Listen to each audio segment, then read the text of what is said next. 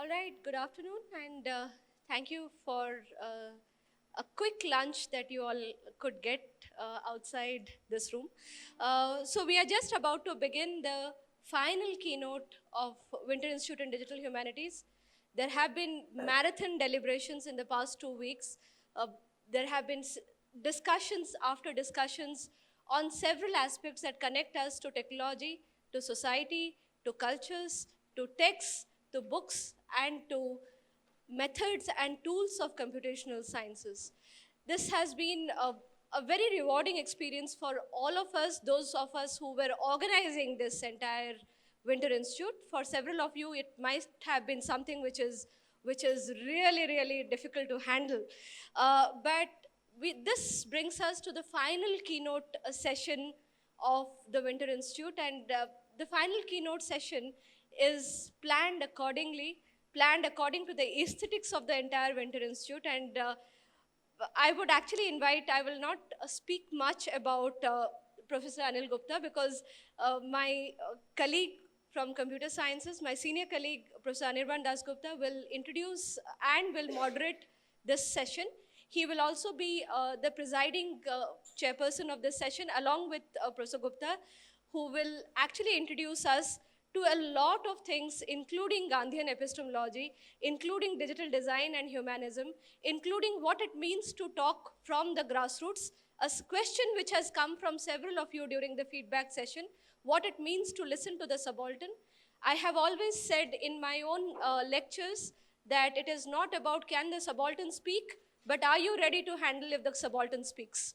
So that this is my initial note of introduction. With that, let's keep it short. Anirban, may I request you to handle this? Thank you, Annapurna. So I have been attending these sessions off and on. I haven't been very regular.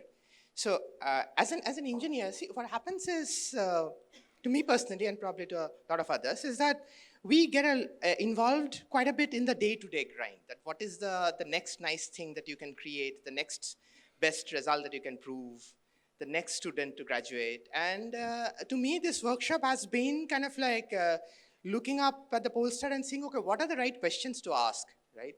And in that note, there's probably, I mean, it's hard. I would be hard pressed to find a speaker more appropriate to end this session. I have been given a particular paragraph about Professor Gupta, but I'll just start with saying that if I had to describe it in one line, that to anybody who's thinking about creativity, collaboration, and innovation, he's an inspiration. Right? He has been an inspiration because throughout his career, he has been helping document and understand and foster the grassroots innovations throughout India. Right? Currently, through various means. Right? Currently, he's a visiting faculty in IIT Bombay and I'm Ahmedabad.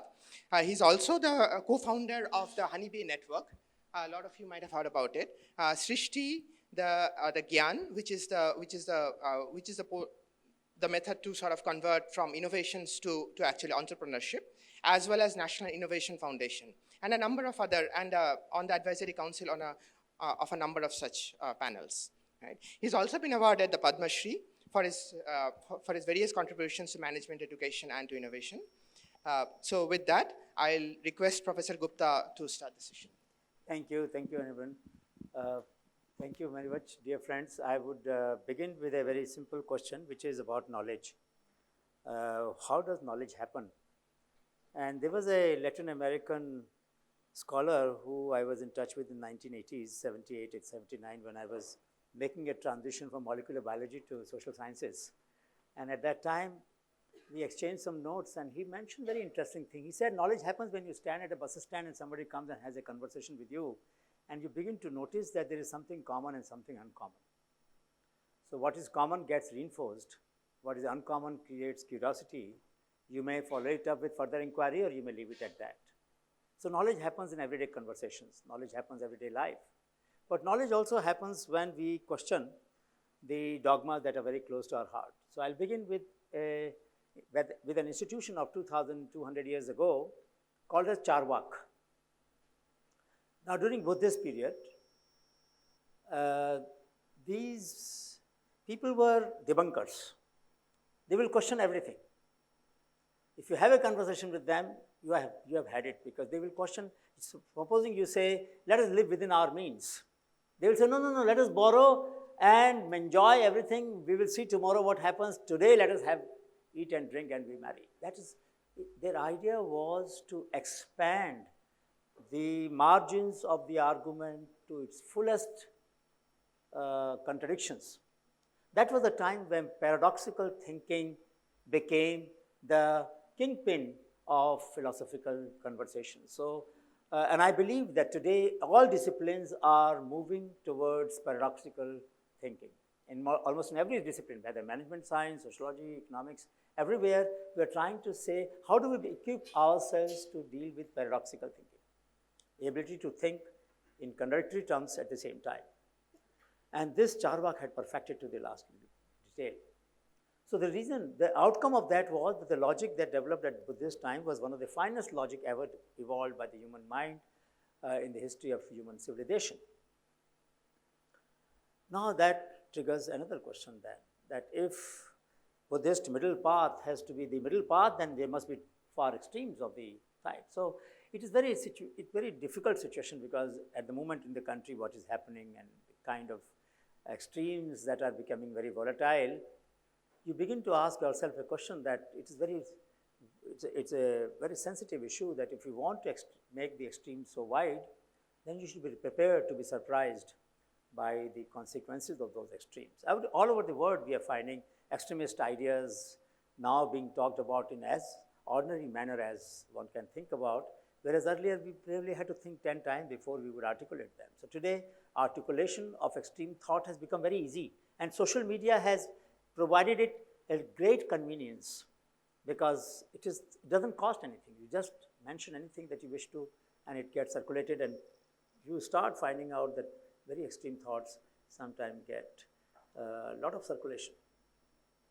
Whether it is true or not, whether it is fake or real, doesn't matter nowadays. So let us go through this question of how alienation or engagement takes place.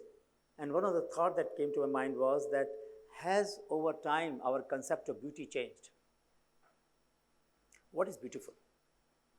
And how do we define what is beautiful? And I will reflect on that for a minute. So one of the underlying thought in whatever we did over the last 30 years, when we looked at this Honeybee network, was a nameless, faceless person comes in contact with the network, gets an identity. And this identity is critical. I'm told that some of you questioned whether we should really bother about this identity, because this may require us to follow certain ethical norms of dealing with these people. So we started Honeybee Network because there were 4 contradictions in our behavior, the behavior of intellectuals. The first contradiction was that we would go around, collect data for our thesis, for our writing, for our papers, become famous, and people will remain anonymous. So much so that we will never share our findings with them. Forget about in local language at all.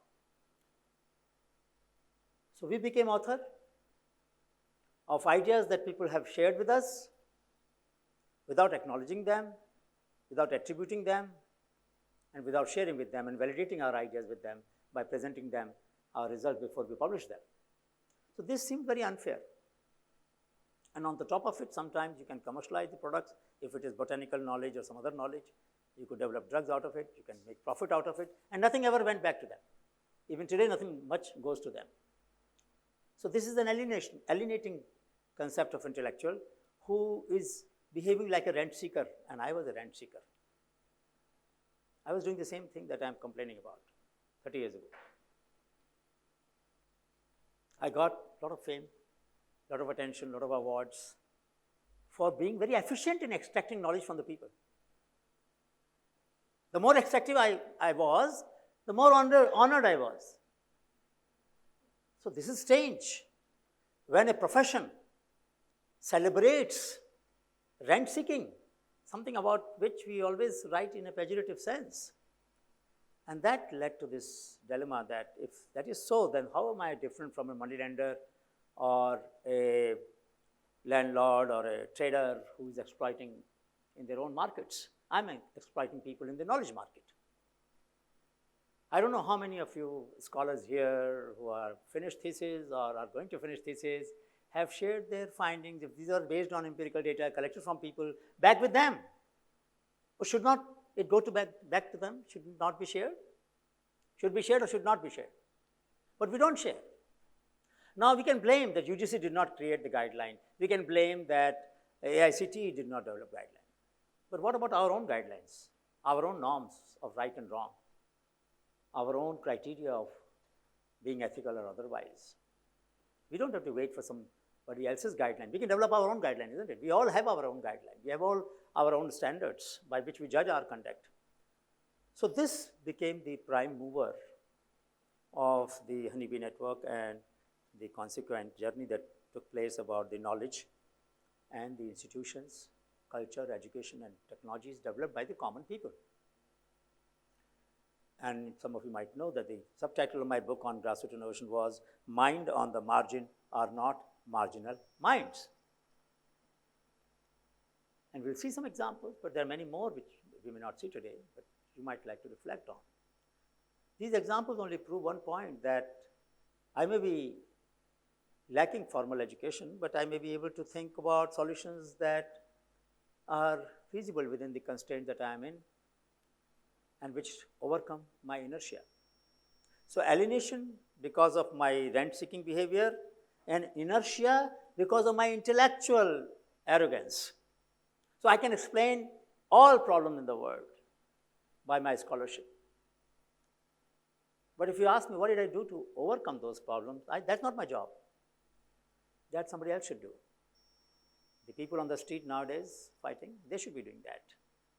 The intellectual is supposed to analyze the data, observe it, abstract it, theorize it, publish it, and become comfortable in their life. The struggles that follow afterwards or because of that theorization is somebody else's responsibility. I don't think this is the right way to conceptualize the discourse or the way knowledge system should be constituted. I don't think that we can separate our accountability to ourselves and our profession from our accountability to people from whom we learn. These two accountabilities cannot be separated far too much. So that's when this concept of samvedana arose, that, samvedana is a beautiful word. It means, sam means equal, vedana means pain. When somebody else's pain is felt by me as intensely as that person feels it, it doesn't remain that person's pain, it becomes my pain. Then when I write poetry, I write a novel, I make a painting, I write an essay, a creative output of that samvedana helps me resolve, helps me deal with my pain. A pain that I inflicted on myself, a voluntary suffering. And I believe that authenticity in a profession cannot be achieved without voluntary suffering. If I don't suffer by choice, by internalizing the pain of others, then how can I be authentic? I can use a lot of words, but they will not mean much. So samvedana is not actually empathy. Empathy is for others. Samvedana is within. But it is close, that's all. In English language, there is no other word which is close. And that brings me to another thought, that language shapes the habit of thought, a linguist has said. The kind of language we use determines the kind of behavior, the kind of thinking we have. And one of the major problems which reinforces inertia is the problem of reification. So when I say the table doesn't move, I should be saying I cannot move the table. I'm making a passive phenomena an active phenomena, isn't it? The table doesn't move, table cannot move. Table has no agency. But I say still that, but that's a language which makes me comfortable with my inertia. Because otherwise I have to acknowledge my limitations, I have to acknowledge my inertia, I have to acknowledge that I'm not doing anything when there's something wrong. So samvedana can help us overcome inertia and change our language if we wish, and prevent us from using reified language. Reified language is a bane of intellectual discourse today. You read any essay, and time and again you will find, if you do a critical analysis of the language that people have used, you will find many times, many references to the phenomena which is abstract, which is not having any active sense, being attributed an active sense. It's a passive phenomenon, but I'm attributing it to the active sense. So this means that system doesn't work. What is system? We are all part of the system, isn't it? So let me say, I don't let it work. I don't complain, I don't protest, I don't participate in any meeting where people are discussing the problem about the given structure of power and authority. But I don't want to say that. It becomes very, well, I feel more vulnerable, isn't it? So I want to hide my vulnerability, and therefore I use a language which is reified, which converts passive phenomena into active sense. So please appreciate that whatever I'm going to say now is embedded with these three thoughts. One, that we have a lot of autonomy, but many of us lack agency. Autonomy is freedom to take decisions. Agency is willingness or ability to use that freedom. I can decide not to do anything. And for justifying my inertia, as I said repeatedly, I may use language that may hide my timidity, my intellectual weakness. That is one thought. The second thought that I would like to share is that when I reflect on things that are beautiful, because that gives me pleasure, makes me feel happy, I feel good about it, and can bear with lots of other difficulties in my life, then I'm also passing judgment, a moral judgment, on what is considered as beautiful. So, for example, let me show you a picture here, and I'll go back to the book. Is this beautiful? It is.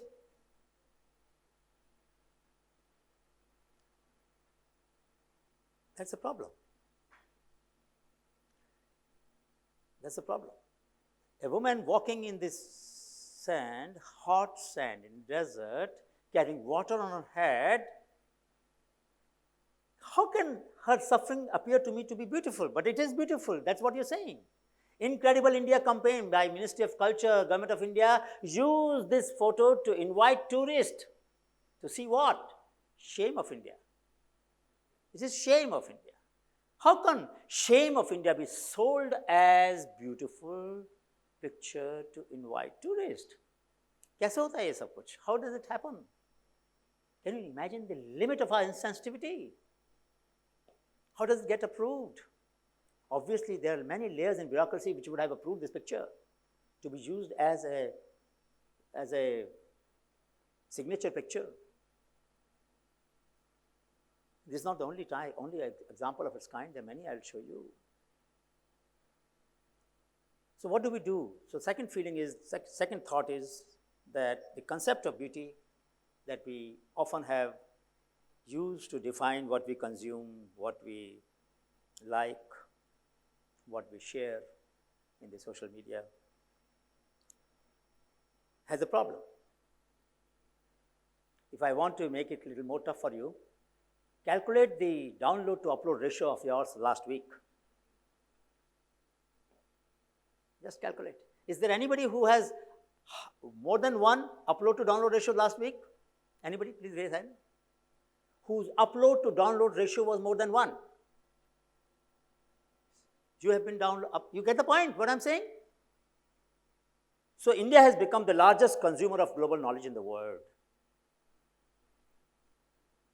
A lot of beautiful things happen on the net, and we download them and consume them and feel happy, so that we can keep our mind away from the ugly things of life, painful things of life. Why spoil my peace by feeling responsible for all the problems that have not been solved? And I don't want to get involved in solving those problems. We are sitting in an Institute of Technology, which is supposed to develop solutions, isn't it? But we're not involved. We don't want to get involved in solving the problem. So let me go back and further go to the third point, which is how do we change the context of our conversation?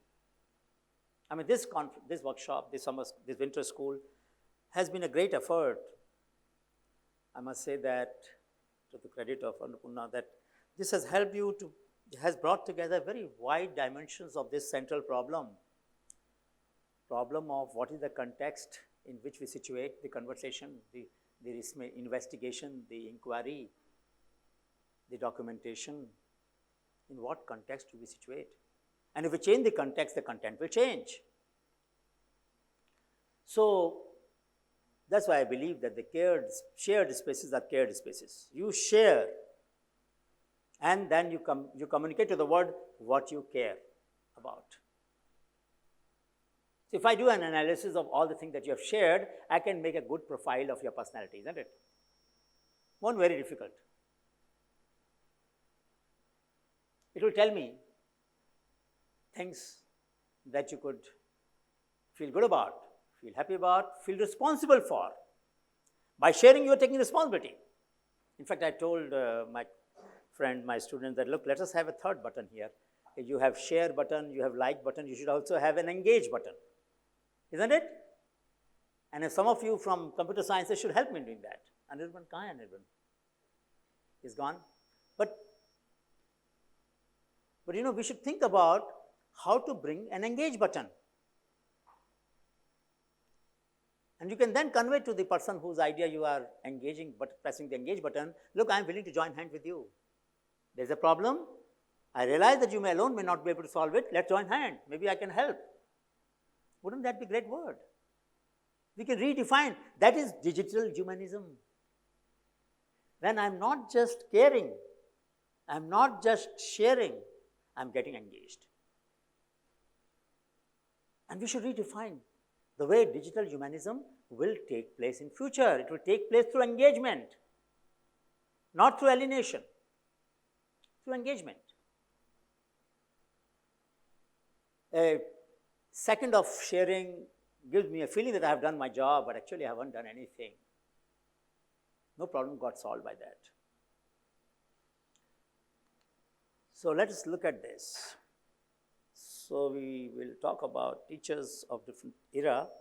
So 25 to 30,000 years before this cave painting, you know, recently Indonesia was found to have a 40,000-year-old cave painting, the oldest that has been discovered so far. This cave painting, the teacher is telling us how to make a human figure. So you make a cross, put a line, both ends, then put a head, then an arrow.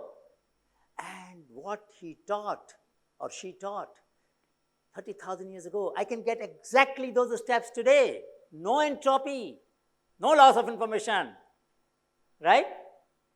25, 30,000 years ago, the message is getting communicated to me today exactly as it was intended at that time. Power, but it is not digital. The moment it becomes digital, I may or may not convey this interpretation along with this picture. So the context may change. The context may change.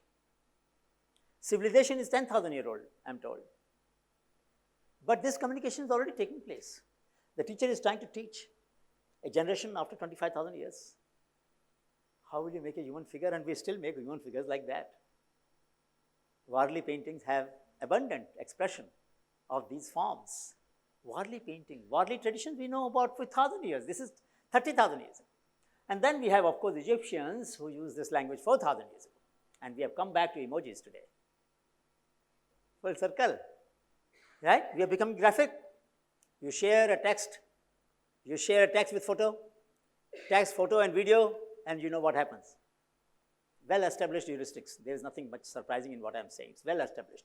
Anybody can test it and see it. Became graphic, which means the responsibility for art and culture has increased in embedding meanings in our conversation. Never before culture was so critical in providing meanings or range of meanings to our text or our analysis or our research or our intentions. Never before was it so important as it is today. The whole meaning can change by the photo that you attach with your conversation, isn't it? Whole thing. So it is so critical. So critical. Let's talk to the teacher of 2000 years ago. So from 20,000, 25,000, we come to 2000 years. 2000 years ago, a teacher asked a student to bring a glass of water. So a student went and brought a glass of water. He emptied the glass, gave the glass to the student. The student went and kept it in the kitchen. Teacher called the student back. What did you do? Sir, you asked me for a glass of water. I brought the glass of water. You took the water. I went back and kept the glass back. No. Tell me, what did you do? And he kept on asking that. His student went on repeating. And after a while, the student said, now I know what I did. So tell me, what did you do? Sir, you asked me for a glass of water. I brought the glass of water from the kitchen. You took the water. Then you gave me the glass. And while going back, I threw just a few drops. The moment he said just a few drops on the ground, he got his zen, because those drops needed to have been put either in some plant or in some pitcher or some vessel where the birds would drink it, or plants will use this water. There was no business throwing this water on the ground. 2000 years ago, there was no shortage of water. For next 1900 years, there was not going to be any shortage of water. Why is this teacher telling us our problem that will come in 2019 when water will be so precious and costly? Why is he creating a mindset 2000 years in advance? That's called foresight. Buddha had foresight. Right? So much foresight. It's possible. Now my worry is, how will digital channels keep the integrity of such meanings for 2000 years? That's my question. So do we have to now oscillate between digital and the Shruti Parampara, telling stories? That's how this story has continued to me, has become available to me, isn't it? We have been, I'm telling you, you will tell your grandchildren, and this story might continue, isn't it? I'm not sure if this story will continue to be available on digital platform in the same way that I'm telling for the next 2000 years. I'm not sure. So we need to think about this. We need to think about a very short half-life of an idea in digital culture and a very long life of an idea in oral culture, and how do we balance these two cultures? Isn't it? How do my values, my sensitivity, my samvedana, how does that get sharpened, How would I think about a drop of water? How will I tell my child, no, you're not doing right. This is not supposed to be thrown here. Go and put it in the plant. Put it in the bird feeding bowl, bird drinking water.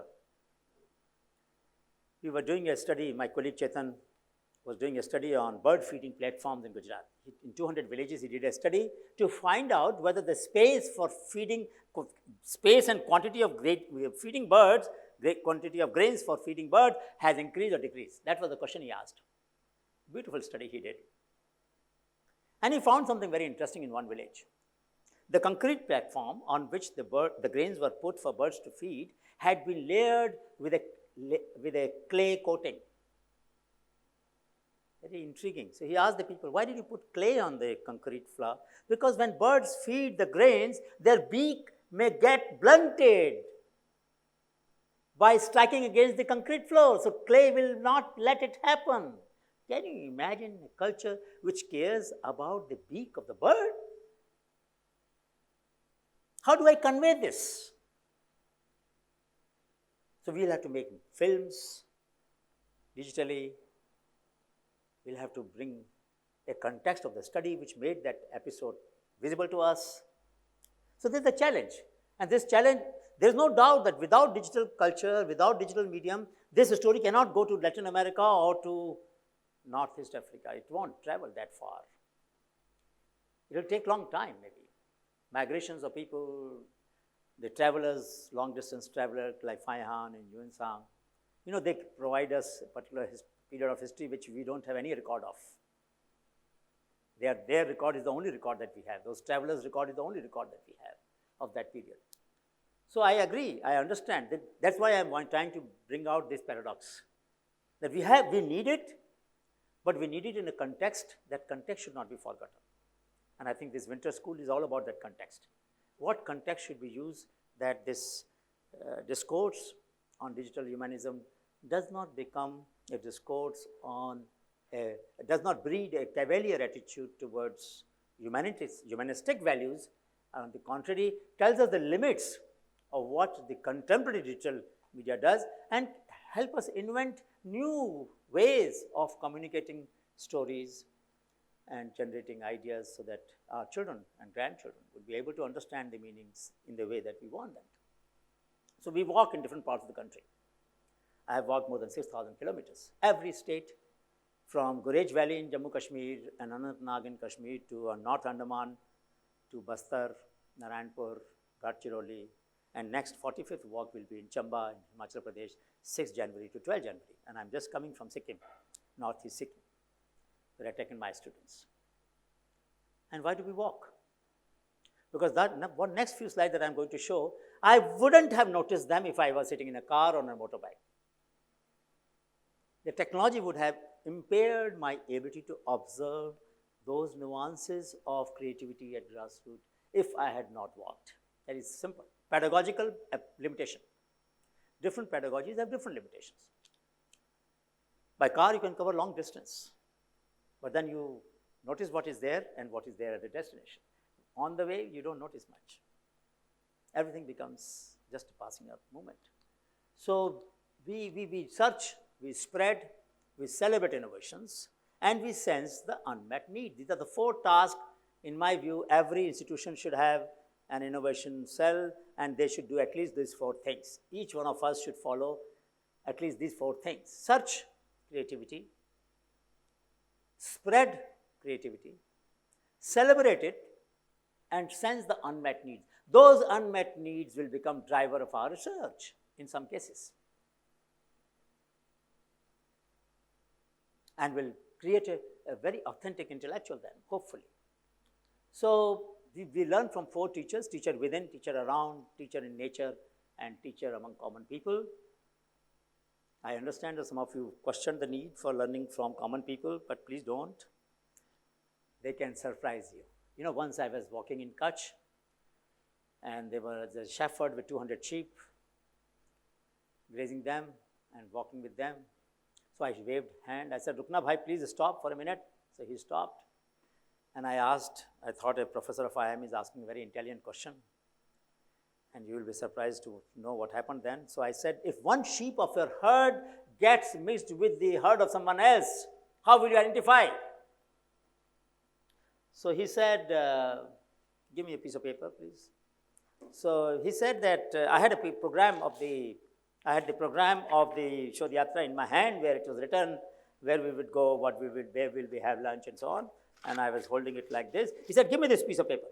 So I gave him the piece of paper. He said, "To me, all the letters look alike."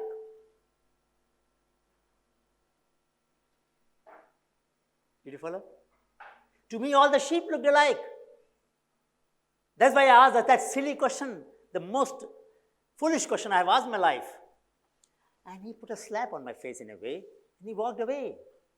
He was common man. And I begin my classes in IMA and I tell the students, how foolish can I be? So please don't hesitate in sharing your foolishness with me, because I'm sharing my foolishness with you. I can't imagine that I asked that question, but I did. To me, all the sheep looked alike. I was illiterate in his language, he was illiterate in my language, and I was making fun of him. Learning from common people. What he taught me was not a lesson. In his hand was wisdom, in my hand was knowledge. उसने गागर में सागर भर दिया. In one line, look at the metaphor, look at the way of teaching, how powerful way of teaching he had. In 1 second he taught me, he put me in my place, and then walked away. I couldn't even ask his name. So there can be powerful ways in which we can learn. I have so many stories. Some other day I'll come back and tell your students all these stories. In the night we can sit together, and I enjoy telling stories. Of course, you will have to tell also, because I want to carry some, and we'll do that. So this lady we met in Champaran. Now look at the aesthetics of alienation and engagement. We walked for 150 kilometers. This was the most beautiful grain bin that we found, kept outside home for storing grain. They have very small house, very small hut, no space for such a big bin. It was beautiful, isn't it? It looked beautiful. So I asked her, Ram Tamari Devi, why did you make this? She said that, but that's the only way I know. Oh my God. Excellence is imperative. You are helpless. You are challenged. You can't do a mediocre job. Everybody else did. Why can't you do? Everybody else made a grain bin without any artwork or very silly artwork, just some lines here and there. You put so much labor and you say, but that's the only way I know. Imagine that educational system which brings such a high sense of responsibility in a scholar, in a student, that that student would never produce something mediocre. I think that's a great teacher. And her mother, who had taught her, was a great teacher. And she was a great student. She taught us something very valuable. How can you be excellence challenged? A challenged person who can't do mediocre job. Look at this. That was not beautiful. This is beautiful. King of Gondal, Bhagwan Singh Ji, found one day when he was walking, he was driving in a coach with his minister, and he saw a woman carrying load on her head. And he said, what happens when they get tired? Sir, they keep walking. What? They keep walking. Why? Because, sir, if they put the load on the ground and if they are alone, a woman cannot lift the load alone. And you know, the navel sometimes falls. Nabhi gir jati hai, bolte na. So therefore, the women's body physiologically doesn't permit them to lift load alone. Oh my God. So then he got this platform, Visamo, built at every mile. Even today, you go to Gondal and you will find them. Some of them are still intact. 1896, 100 years ago, more than 120 years ago. That is sensitivity. And the research on this is a responsible research. And I would wish that our scholars will research this as to what happened to the governance. How did we become so indifferent to the problems of common people from a tradition of such a rich samvedana, such a rich sensitivity, where a king becomes sensitive to the ability of a woman not to take rest because she can't lift it again. And he builds platform. You bend down, put the load there, take rest, gather your wits, gather your breath, and then again walk. Isn't it beautiful? That's beautiful. That's beautiful. But this is not beautiful. This is not beautiful. You took the rice at lunchtime. Imagine the agony of a woman who transplants paddy, bending the back, feet in water for days and days and days. She develops ulcer, and the worms in the water will infect it. Very painful. But we don't experience that pain when we eat the rice, do we? 95% rice is transplanted this way in our country. Similarly, the tea we take, she is smiling because she has to carry her burden lightly. Don't mistake it.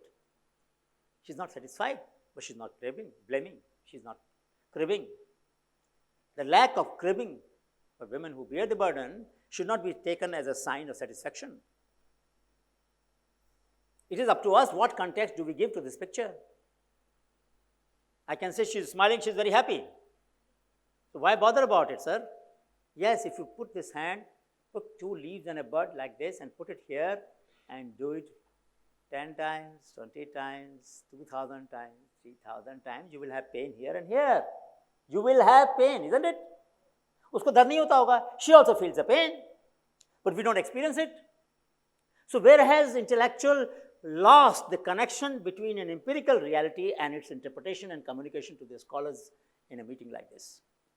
Have we failed, isn't it? We have failed. We have failed as a philosopher, we have failed as a linguist, we have failed as a communicator, we have failed as a technologist.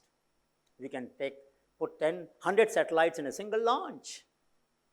Enormous technological power, but that power cannot get used for solving her problem. Same is with the stove. So there is a problem there. So that's why we think poor people have hands, legs, and mouth, but no head. The term unskilled, just have a workshop on the word unskilled, the most irresponsible term ever coined in the English language. Can a person be ever unskilled? You ask the servant of your sweeper, the daughter, son or daughter of your sweeper, भाई इस light को एक पत्थर में तोड़ दो. Can you break this light with a single stone throw? And he might, or she might. That's a skill. We couldn't harness that skill. We couldn't make him an archery champion. We couldn't make him a discus thrower. We couldn't make something out of that skill, but that skill is there. There's nobody who doesn't have some skill. Ask a person to break open a safe and take out the diamonds inside, and that fellow will do that. Skill. Skill. Thieves don't have skill? Of course they have skills. How can they steal paintings and whatever have you all over the world? But we have not used that skill properly. We have not put a context on that skill so that this skill will have a market and market will then leverage it. So please ask ourselves, how do we use these terms to describe empirical realities of life without thinking? We just carry on with these words without even reflecting as to whether that word is an appropriate way of describing that situation, that context. And that's where my problem is. I mean, the literature people of science and technology and literature should sit together and reflect. And this is what you have done in this winter school. I'm so happy that you have been able to bring this dialogue. This is a Pithora painting from Panchmahal. And you know, it's very interesting. When do these people get painting done on their wall? When somebody is sick, they make a manita, a prayer. God, please heal the sick person. I will get my wall painted. Oh, they don't have any durable in their house. कोई अलमीरा नहीं है, कोई संदूक नहीं है. But they have made a wall painted. It provides livelihood for the artist, carries the narratives forward, because every painting is a set of narratives, isn't it? There are a lot of stories embedded in this painting. You can sit whole day and talk to them about each of the artifact there, each of these sketch there.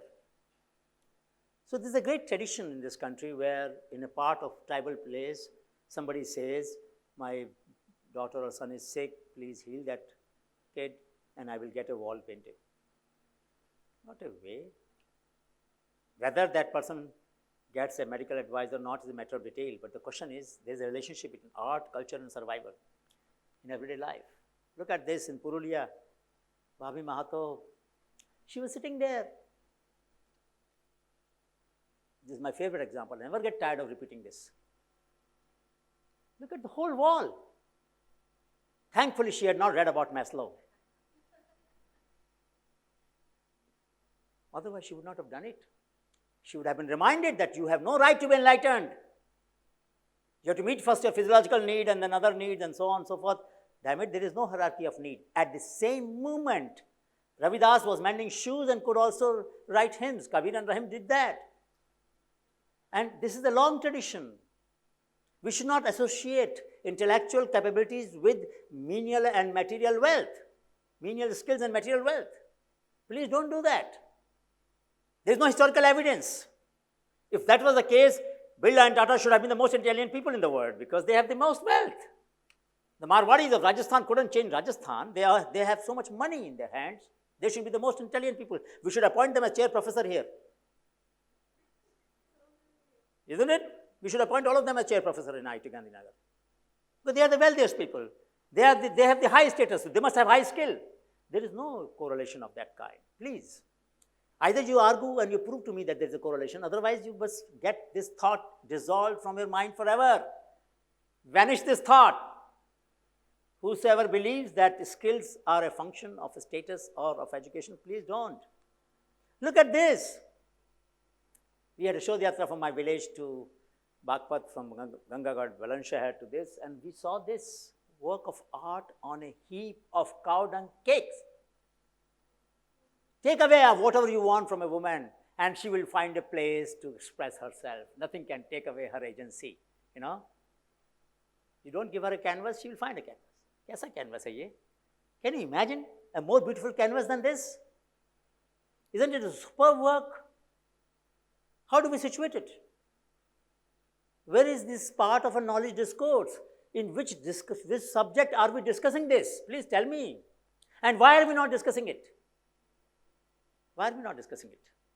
Why are we not discussing how a person working with the cow dung cake, which is used for cooking food gets an idea in the mind that this surface is quite a beautiful surface, let me express my art on it, and makes a pattern. And a pattern, you can spend time, hours in thinking about it and reflecting on it, and you can meditate on this pattern. It's not a straightforward geometrical design. She has something in her mind. So these anonymous people, these people who are creative people, they are creative artists, and digital media makes it possible to bring them to the class here. Without this, I wouldn't be able to tell it to you. I was debating in my mind whether I should use presentation or not.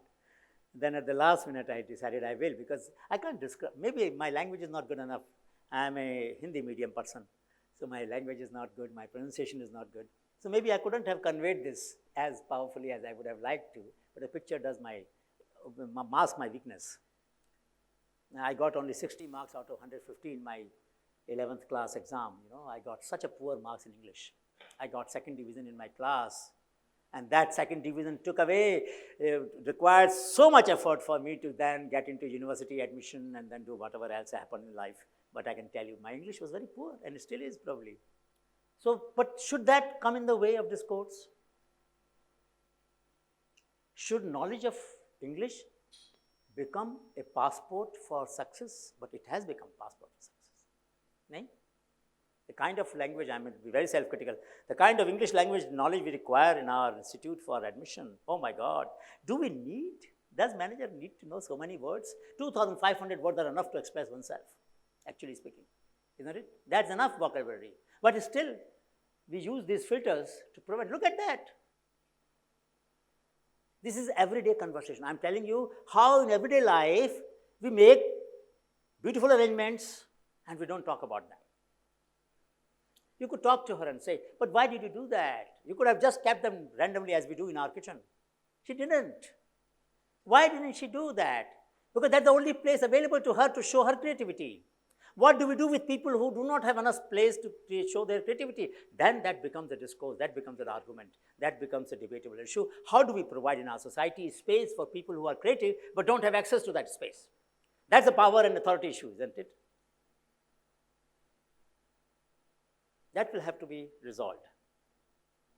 And each one of us, in each language, in each discipline, will have to find ways in which we allow thoughts to emanate from these workshops of ideas and enrich our understanding of life and its potential. Otherwise, it will become incestuous dialogue among ourselves. We read each other and then build upon each other, and where is the scope for that dialogue to be fertilized by rawness and purity of these creative expressions? Untailored. They have not been shaped to suit an occasion. I submit a paper, I have to polish it so much time, Maybe a constraint of a journal. But here she doesn't have a constraint. She can express herself. Maybe we need to touch the ground once in a while to understand and absorb the beauty of rawness, the raw beauty, the rawness of the experiences of our life. So let me come to the last part. This is a bridge in Meghalaya. If you have not seen, sometime you should go. Now, many villages have, but we went to Naugret village. You have to go 1,000 steps down and then climb up and then experience this bridge. So we asked them, why did you make this bridge? And the community members said, sir, we didn't want to do something that was done by everybody else. We didn't want to use the materials that have already been used, like a rope, like a wood, like cement, like concrete, like wire, like iron. No, we didn't want to use them. So culture became the first culprit that forces us to be original, that forces us to be novel, that forces us to be sustainable. Oh my God, culture is so powerful? Of course it is so powerful. Create that culture. Culture of originality, culture of sustainability. So they found the roots of ficus species hanging on two sides of the river. They looked like rope. Oh yes, that's technology. But we can't do it alone. We have to work together to pull these ropes, so to say, and make this bridge and put the stones around them. Institutions. So technology is like word, institutions are like grammar, culture is like thesaurus. It generates variation on a theme. We need all the three. And I'm sure you have discussed in this winter school all the three. But the time is now to put them together. And that's what I'm trying to help you to do that. We need to bring them together. Alone, none of them can be sufficient enough to bring about change. Look at that. Inertia, look at this. Shumender, he's from Mongolia, China, Afghanistan, India. And this was designed when shoes had nails. No more shoes have nails. They need either stitching or adhesive. So we need to design clamps or stitching machine. They have stitching machine. They have clamps and stitching machines. We don't have, despite all the IITs we have in the country. You go outside Niti Aayog, there's a fellow sitting there, Krishi Bhavan, there's a cobbler sitting there using these tools. That's inertia, but that also brings us in the picture that when I'm not able to find a creative solution, people who are not innovators, I have spent my life looking for innovators, but I also have to look for people who are not innovators. They are stuck in an inefficient system. And their inefficiency is the judgment on my capability. They are inefficient because I couldn't contribute to overcome that inefficiency. So how do I bring this inertia into my class, into my language, into my conversation, into my writing, into my narratives, into my pictures, into my essays, so that somebody will get disturbed and hopefully voluntarily suffer, and then a change will follow. So let me stop here, that if the voluntary suffering can be a driver of samvedana, samvedana can be driver of sarjanshilta, sarjanshilta can force me to change my upload to download ratio and make me a contributor to the discourse and the knowledge rather than just being a consumer.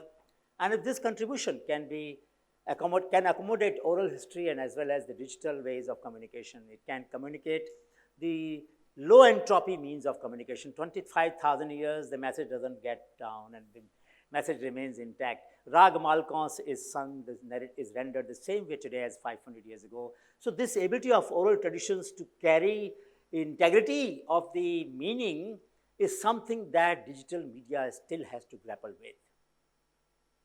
Digital media has not achieved the fake news and all that other things that are happening are actually showing the distortive capability, distortive capability, not the authenticating capability.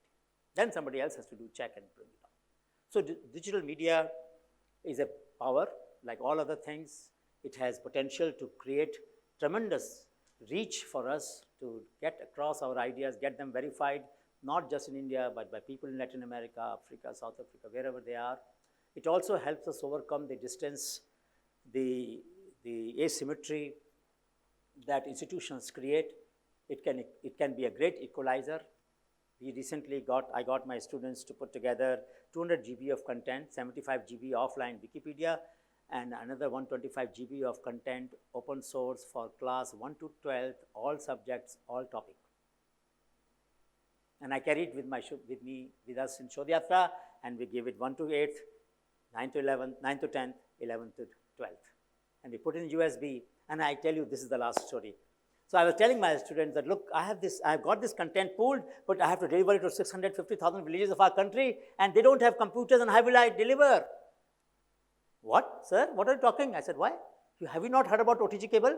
Sir, I have not. No, I have not heard about OTG cable. What is OTG cable? Sir, with OTG cable, you can transfer from USB drive to the smartphone, micro USB. I didn't think about it. To be honest with you, I didn't think about it. That student overcome a problem which I was stuck with for many years. I thought, without computers, how will I convey this digital content? He said, no, smartphones, you connect this USB and they will have access to all the content. Done. So in Chamba, we distributed the USBs to schools. These kids in mountains have access to the content that your children or your brothers, sisters and brothers have. So digital media makes it possible, digital content makes it possible to overcome asymmetry in access to opportunity, access to content, the way we try to do that.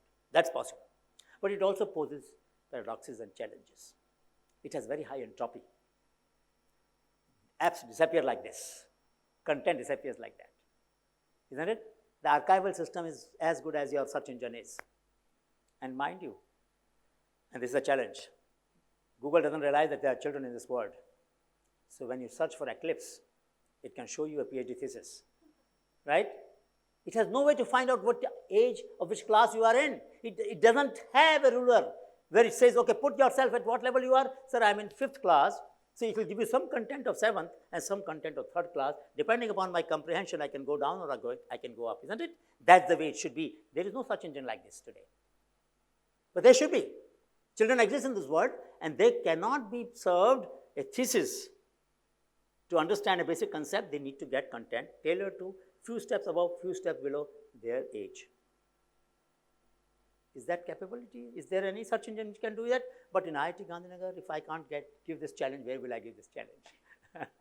So please, let us work on this designing search engine, which will help our children get calibrated knowledge, but not exactly at their level, some higher, some lower, so that children can have incentive to learn faster or slower depending upon their capacity. Thank you so much.